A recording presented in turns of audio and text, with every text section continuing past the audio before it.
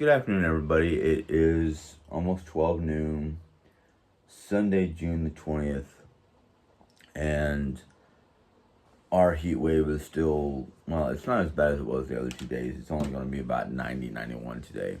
They're talking about chances of storm, rain and whatnot tomorrow, so I'm kind of like, yay. Being today is Sunday, it is going to be our day of rest, which after yesterday, and anybody who's watched Jerry Ann's videos of what we did yesterday, you can understand why. My back is really tight, really sore. I cannot bend over. If I try to bend, my back just starts screaming in utter pain. So I'm taking today off. My knees are hurting too. So yeah, it's going to be a day of resting and doing nothing. Excuse me, my nose itches. I'm sorry.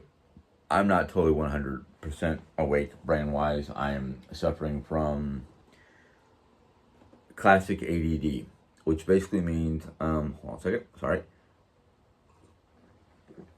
One, I am easily distracted, so I'm hoping nothing really distracts me. And two, my brain is either 2 steps ahead of me or 2 steps behind me. So it's like I can get my thoughts out, but it takes a minute or two. The last couple of days, put it this way. Yeah, Thursday and Friday, we worked our tail ends off to get a lot of stuff done. Moved a bunch of furniture, set up a bunch of stuff, decluttered a bunch of stuff. So we, like I've tried to say, we are in the process. The last, I almost say, probably since the beginning of June, if not late May, we have been decluttering, going through a bunch of our stuff, purging a lot of stuff, trying to make determinations of how to do certain things, how to clean areas up, how to spruce them up so they're not so cluttered or non-Hagee, put it that way. Because one person's idea of Hagee and another person's idea of Hagee may be 2 different ideas. The thing is, the overall thing that I've gotten so far is you can make your house comfortable and uncluttered and Hagified as you see fit. The thing is, you're not doing it just for the idea of our guests going to be comfortable or not. You're doing it you're doing it to make you happy, but you're also doing it to make yourself healthy by trying to decrease the amount of stuff you have in a room or out in the open. Now, I'm not saying take all your extra throw pillows, blankets, tchotchkes, odds and ends that are just laying around the house and shove it in a closet to the point where the closet's going to be bursting. Anybody who's actually watched my wife's channel, and I would suggest going to watch her channel because most of the stuff in this house is pretty much on her. It's her stuff. I'm not saying I don't have my fair share of stuff, because I mean, most of my stuff is either containable in drawers or on shelves or not just laying about. That in factor, we're trying to get on a level ground where we're both happy with what we have in and around the house without being overbearing or, we both grew up in 2 different lifestyles. I grew up in the military where bare minimums is all you could have, because if you're in a different country, you can't bring all your stuff from the States to whatever country of destination the military sends you to, or vice versa. So, I mean, you're only allowed X number of pounds per household. I don't remember what the poundage was, but I know it like I said, I don't know how many. I don't know what the weight limits or what the limitations for military families going overseas for 3 years or however time they send you to whatever location you're going to. And Jerry grew up in a 7 plus kids or family members in a house that was really only designed for maybe 3 or 4. Well, including the parents, maybe 3 or 4 people.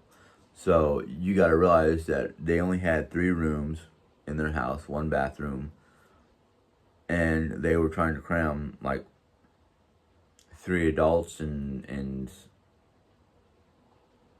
4 or 5 kids. Well, see here, it was her mom, her dad, her grandmother for a while, her and her 4 siblings.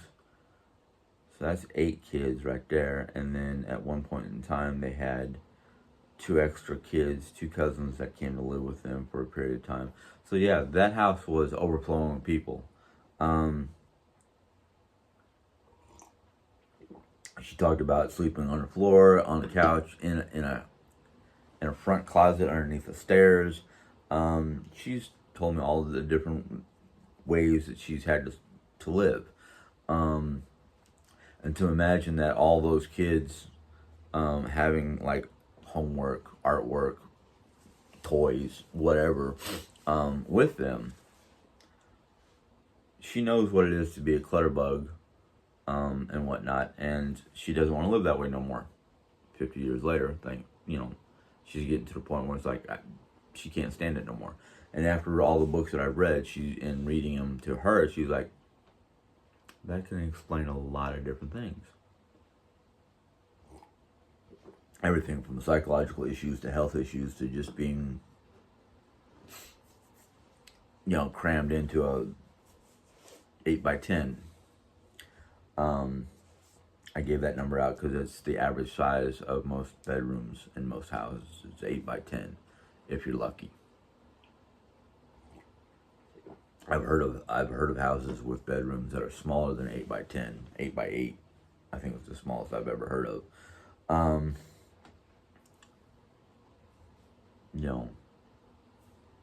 It gets a little troublesome after a while.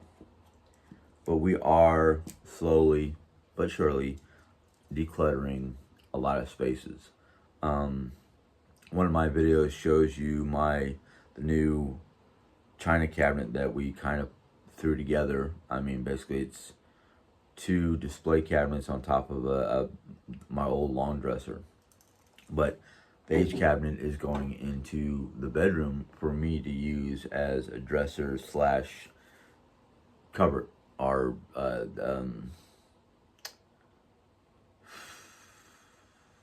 well, I know I don't know how to explain it.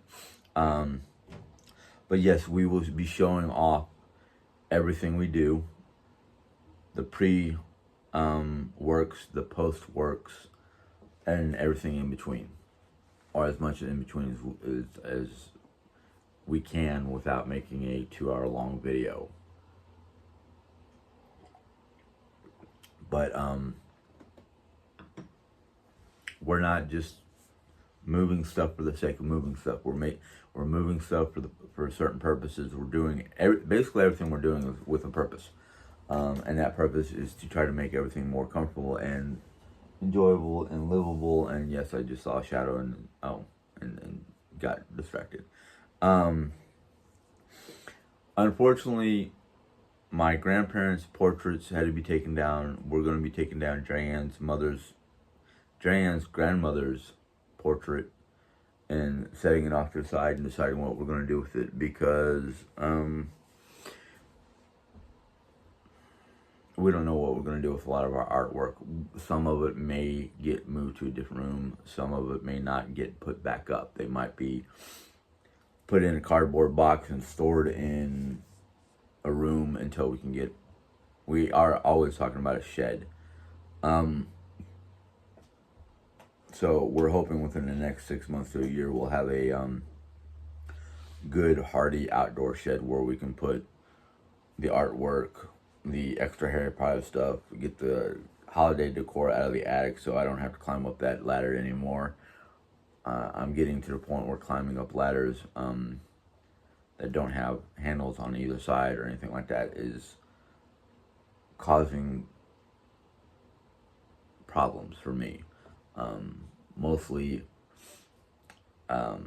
somewhat somewhat psychological, somewhat physiological, because my climbing days are coming to an end unless I can figure out what to do about my back and knees, because that's what's bugging me the most. Which is kind of funny, because it seems like ever since Jerry hit 50, her body has kind of gone downhill. That's one of the many reasons why I think she's having problems. Is it seems like in both our families, when you hit 50, especially if you didn't take care of yourself in your younger days, the lower half of the body, the knees, the ankles, the back, seem to go downhill. It's just nature. It's the way it's just the way life can be sometimes. And that's why as soon as I hit 50, whether I have to make calls of my own or not, I'm getting all the health things taken care of. Colonoscopy, all the different things they tell you to take care of when you hit a certain age. When I hit 40 and the doctor said, hey, you need to start watching your health and monitoring your health and taking care of this and taking care of that, and I went, okay. And that's when I went on to my, that's when I got on, well, it wasn't until 45 that I got on the, hey, maybe we should be eating healthier and watching our diet and all that fun stuff. And yeah. But today, after the last 2 days, my body is, especially my knees, back, and shoulders are just like, dude, you need to take a day off. So that's what I'm gonna do. Anyhow, don't want to start repeating myself. I know.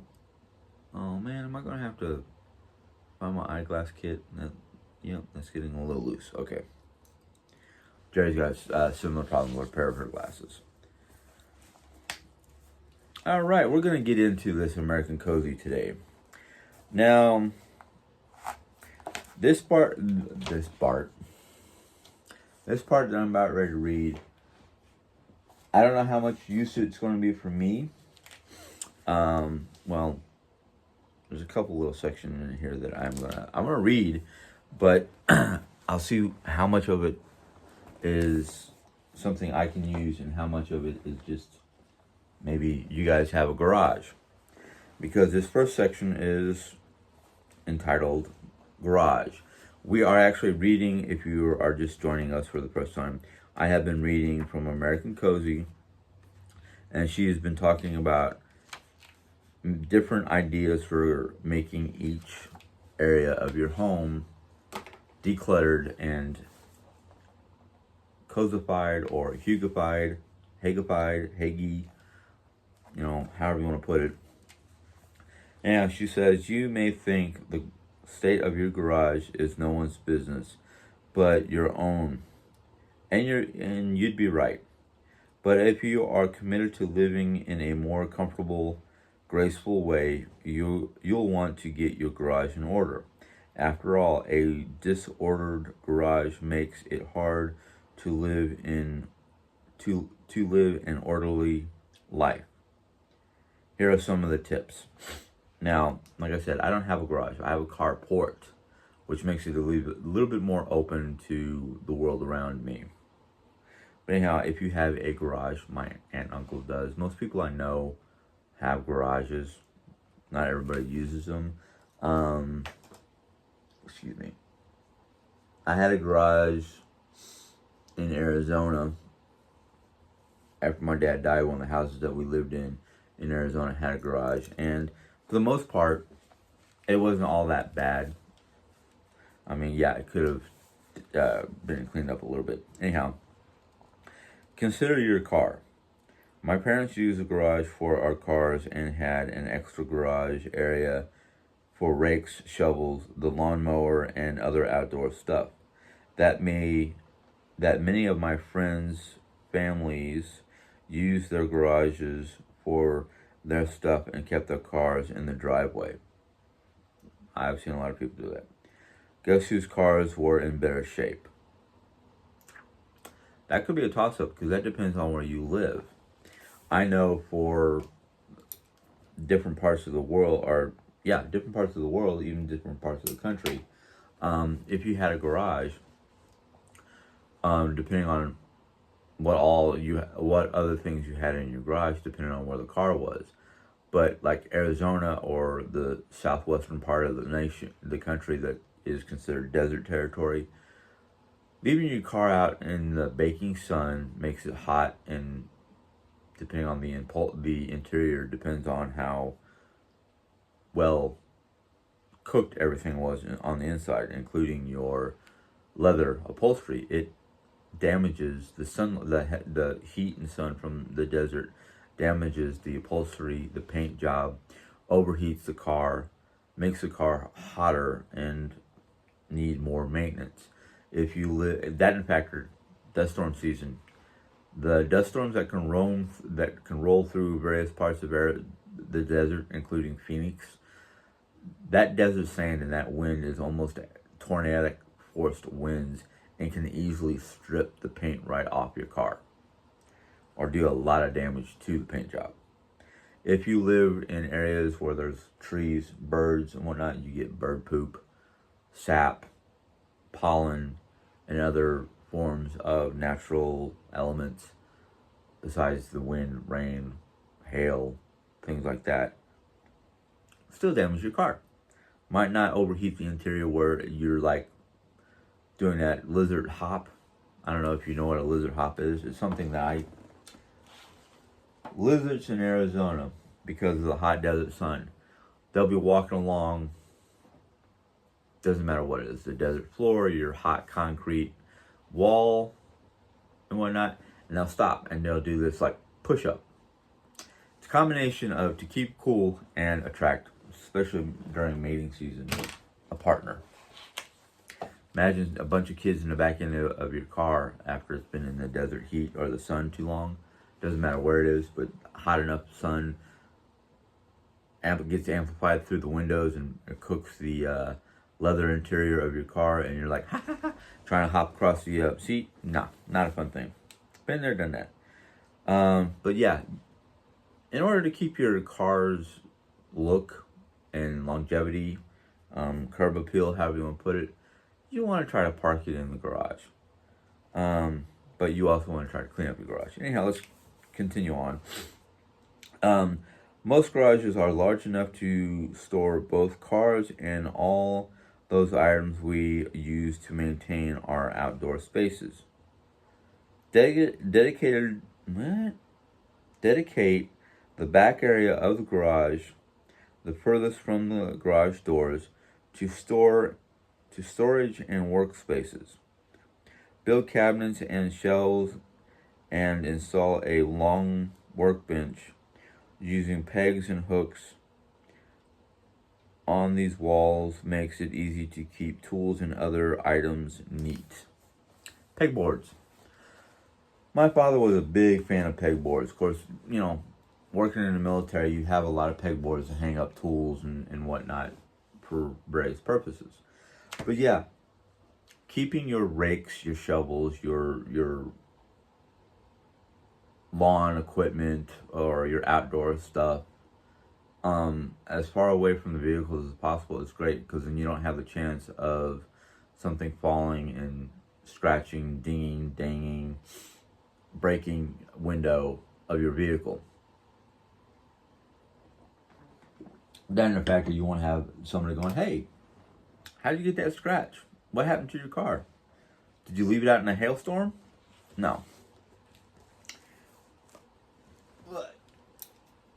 And if I ever get a garage, if I ever move to a different house that has a garage, yeah, my garage will be for my car, not my junk. Keep the garage clean. Regularly scrub away oil stains, sweep out debris, and tidy up your work area so your garage does not look grimy or in disarray. Yeah. It's like the garage is an extension of your house. Granted, it might not have air conditioning, it might not have cabinets or whatnot, but think of it this way. If you have a garage that has a little area in the back of the garage or the front of the garage, however you want to put it, closest to the house, basically, or you have a workbench or you have storage there, you want to try to keep that as clean and tidy as possible so you don't have to worry about, I have to open up this one bucket once a year because it's part of the house, it's part of the holiday decor. You don't want to open it up and find a rodent or roach or any other kind of critter in your box because you did not keep the garage area tidy and clean and neat and free of anything that could attract the pest. But it's like I said, it's an extension of your house. So you want your garage, let's say for my family. Sometimes my family does not drive in the past before Jerry, because Jerry likes to drive everywhere. In the past, we used to go visit family, my aunt, uncle in Ohio. Well, when they lived in their first house of Ohio, which now is my cousin's house, their son's house, their garage was not attached to the house, but my uncle kept that thing pretty darn clean because it had the bikes and it had a bunch of other stuff stored in there besides the 2 cars. And even though it was not attached to the house, it was considered part of the house. Well, I asked my uncle about that once. And he goes, well, I like to keep it clean not only because of the fact that I do a lot of woodworking in here, but I pick you guys up from the airport or the bus station, and one of the first things you see when you come to the house is the interior of the garage as he pulls the car in there. So, being old, the way he was raised, and old school the way he is, the April, he's not of the Henson side, so he's from April side. Now, my grandfather, his father, is from Germany. He came to the States directly from Germany, while grandma, his mom, their family came mostly from like Britain or the UK, as we call it nowadays. So they were raised between his grandparents, my great grandparents, and his parents, my grandparents, were pretty much raised to keep the house as clean as possible. Granted, grandma's house was cluttered. It was an atypical American house where you had all your decorations and furniture and pillows, but it wasn't messy. It was what they considered back then to be American cozy, not old world European cozy.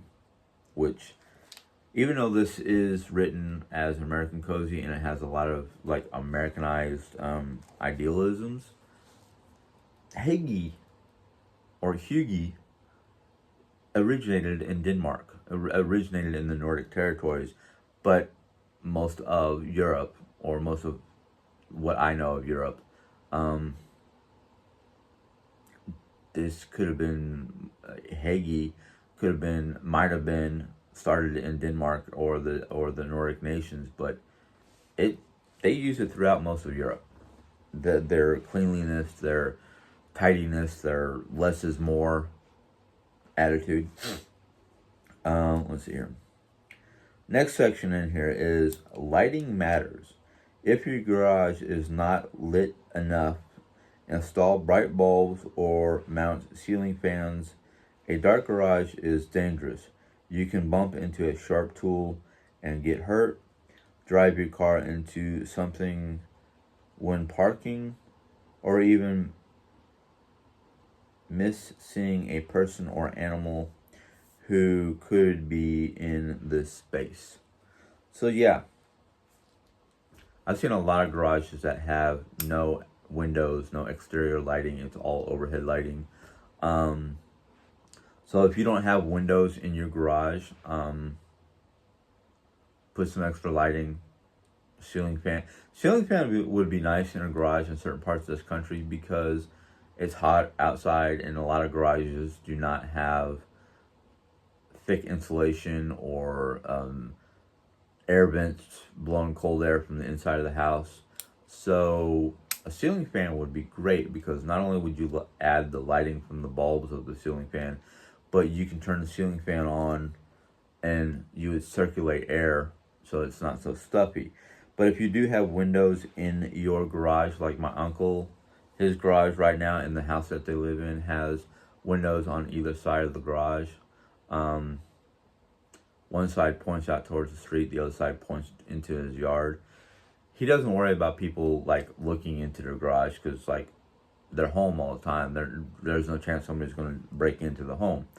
Um, so his garage is pretty well lit by lights during the day, by the sun during the daytime. At nighttime, if he goes in there, he does have a bank of overhead fluorescent light bulbs that come on when he turns it on.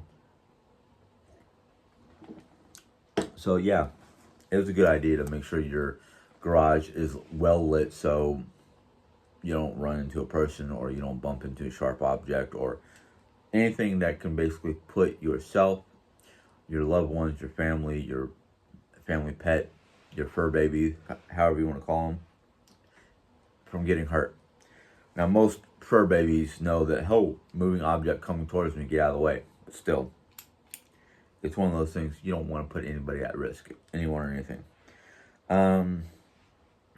If you enter the home through the garage door, make sure that the door is painted in a welcoming color and cleaned weekly. So basically, if you have like a plain white door entering the garage entering the house from the garage, let's say you're like my family, who basically, if they have a garage and they park their vehicle in the garage, they basically pull the vehicle as far into the garage as possible to get, especially if it's raining or snowing, to get people out of the elements so they can go inside. In fact, I think my uncle's door into the house, probably mostly to my aunt's asking or begging or do it herself, is a brighter color. It's not just a dull, dingy, yellow, white color. It's not just a plain brown door like most people have. Their front doors are plain color. It's more of a sky blue, eggshell blue type color. My aunt loves blue. If you enter the home through a garage, yeah, all right, I just read, sorry, didn't mark that. Install a carbon monoxide monitor. Avoid using gas grills, electric generators, or other items with engines such as a pressure washer inside the garage. And never leave your car running in your garage for longer than absolutely necessary. Let's see if there's any more to this. No. Okay. So basically, one of the biggest dangers of cars and garages, and I think that's one of the reasons why garages are kind of a new concept, probably within the last 80 years, I'm guessing. I'd have to literally go back to historical information on architectural designs for modern day houses, probably back in the 40s and 50s, so maybe not 80 years, but ooh, that almost went down the wrong side. The reason why I'm sorry, I did almost swallow coffee the wrong way. The reason why they suggest, or not suggest, but make it a high recommendation, a strong recommendation, not to run anything that releases any kind of carbon monoxide emissions, pressure washers, electric gas grills, your car, anything of that nature. Because if you don't have an open air garage with windows and you leave your garage door open or things of that nature, carbon monoxide is one of the biggest killers. I've read so many different stories of people committing suicide by going out into their garage and starting up the car and revving up the car with the car windows wide open, but the garage tight, closed up, trapping all those fumes and all that gas and all that deadly toxins in their garage. That's why a lot of people will install carbon monoxide monitors. I actually read about a house that was built. I can't remember where. I think it was somewhere in the Northwest. Now the Northwest has a lot of bad weather, a lot of snow, a lot of rain, a lot of dreary weather, and it's colder than the average. Well, it used to be colder. It's nowadays you can't tell what's colder and what's not colder. But this guy had a big multi-million-dollar house built, and he installed in the garage, even though it was a four bay car garage type deal. He actually installed three things in his garage. One was carbon monoxide monitors. The other thing was like sprinkler system or something like that, some sort of system in his garage to help him keep clean. But the third one that I was like, ooh, that's an interesting idea. A sprinkler system, okay, that's probably more for fire than anything else. But he installed a carbon monoxide scrubber, a space age device, basically, that when the carbon levels get too high, it starts to, like half the normal carbon monoxide level before like a detector would go off, this device would like turn on and literally suck the carbon monoxide out through a filter out of the house. And I was just kind of like, one, that will keep the carbon monoxide from building up to a toxin level that could be deadly to animals. Not just humans, but his fur babies. And I was just like, dude, that right there alone cost him a couple $100,000. And I'm like, just for that scrubber, I can buy a new house. No, that's too much money. But it would be interesting if that becomes like if the cost of it wasn't so high, become part of the norm for storage for garages. I'm gonna read this next one because it's really, really short, and then I'll end it for the day because I don't want this video to get too long. It's already 30 minutes and I'm trying to keep my videos shorter than that, but oh well. This next one is for everybody because everybody has this in their home or part of their home, and that is storage and tool shed. Now, I have a room outside of my house. It's on my carport. It's basically what most people would call a utility room because it has my water heater in there, but it's got a lot of space for storage. Unfortunately, it's overcrowded, and that's one of the things that Diane and I have to do pretty soon because I have to get out there and look for flooring, the boxes of flooring that we have from the kitchen. Anyhow, it says, not everyone has a structure dedicated to storage, but if you have room for a shed, it can be a handy option for storing things you don't want to put in your garage. Just be sure to, and here we go, install adequate lighting. Yes, I already have that. A dark shed is an inviting place for spiders to nest or snakes to hibernate. Bright light will ensure you see a critter quickly before you get bitten or stung. Now, I'm pretty sure when she says this, she's not talking about like I have. She's probably talking about like a shed that I want. yes, that shed will have lighting because there's no way I'll be going in there in the dark. Um, Whether I have to snake a extension cord to my outlet to add power to the shed or not, I don't know. It depends on what kind of shed I get. Hopefully, it's one. Not everybody gets a tool shed or storage unit, um, storage shed on their property that does not have light.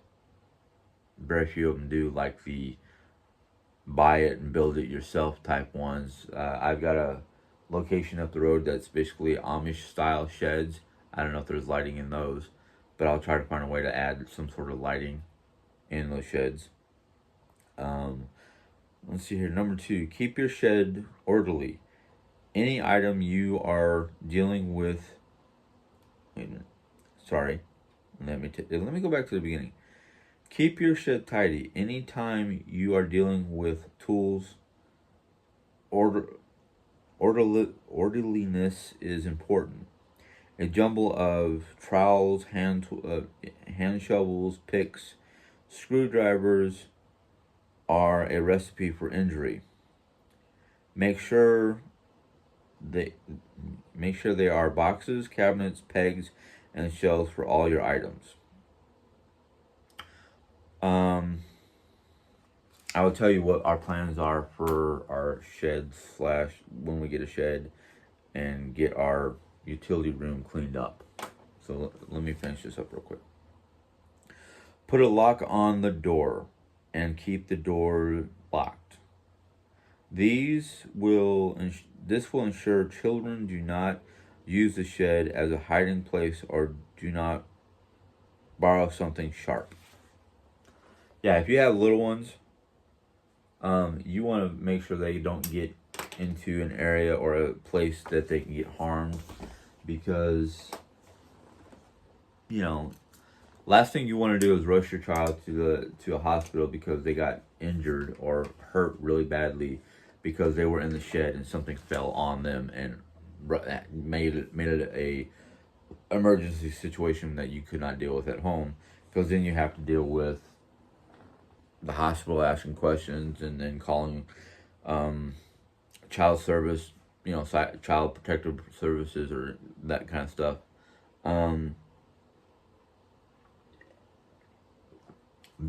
Because you did not lock up your tool shed.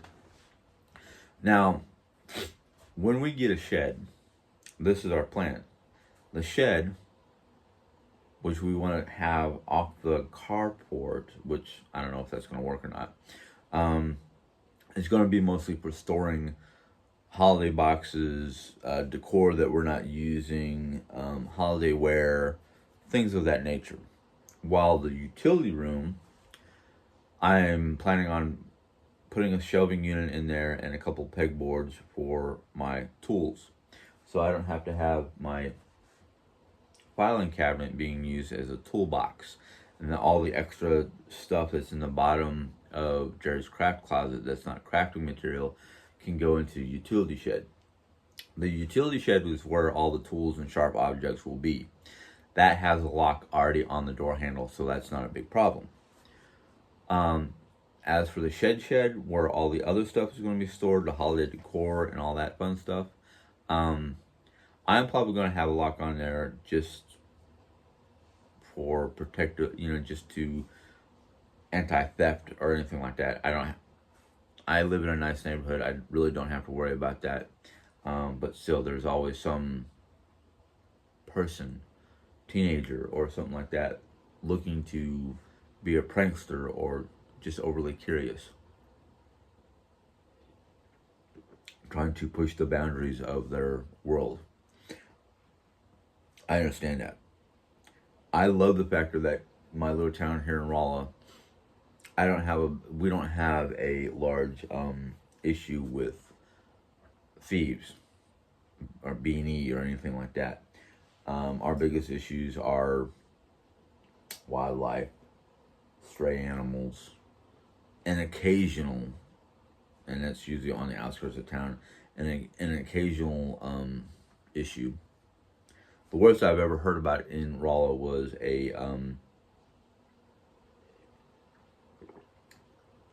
a man got very mad at a person who was trying to take care of his car. Basically, he dropped off his car at the shop, and the shop did the work, and they charged him for the work that needed to be done to his vehicle. And according to the police blotter, yes, our town puts information like that in the newspaper. We call it the police blotter because it's just little blurbs of what has occurred in Rolla that the police had to deal with. At first, when I first moved here, it was more like, oh, Officer so-and-so had been called out to such and such an address to help a little old lady get a cat out of a tree. That's the way it was 10 years ago. The latest incident that I heard about was basically a shooting. Gentleman was not happy with the work or the expense that he had to put out for his vehicle and basically shot up the garage and ended up killing somebody. That's the worst I've ever heard.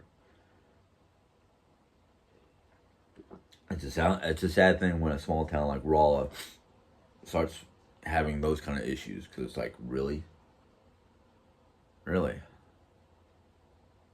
Oh, starting to happen in the heartland. When stuff like that happens in the heartland, you know the country's going downhill in a handbasket.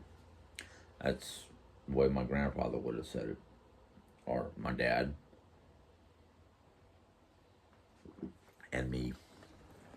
I always thought growing up that as long as the heartland of America was free and clear of violence and things of that nature, the rest of the country would be okay. Well, that's wishful thinking from my childhood of seeing a lot of good in the world because of what the American military was doing to protect our nation. Not realizing as a child how bad things were getting within our own borders because of one thing or another. But that's a different video, or a different thought process. Anyhow, this video is already over 40 minutes long.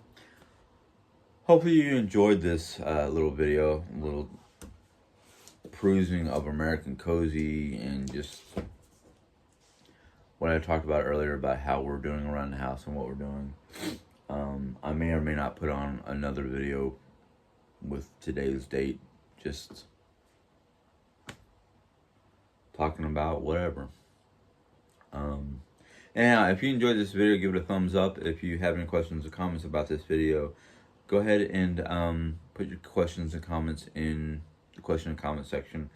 I will get to them. I might not have words for you. I might just, heart it because I read it and understand. But yeah. If you're new to my channel and you like this little discussion, or you've watched other videos of various discussions or various things that I talk about, sometimes it might be nonsensical. It might be just, me venting or airing out my brain. Sometimes it's about American Cozy. Sometimes it's about life in general. Sometimes it's about my past. Or other areas of my life. So, if you enjoyed it, excuse me, I'm sorry, folks. Ooh, I don't know where that came from. Shouldn't be from the candles. Candles usually don't bug me. Yeah. If you enjoyed it, if you want to hear more or want to see more, you can click on the subscribe button, and then a little bell will pop up, and once you click on that bell, YouTube will let you know when I put in my next video. So until next time, you guys have a good day. Bye.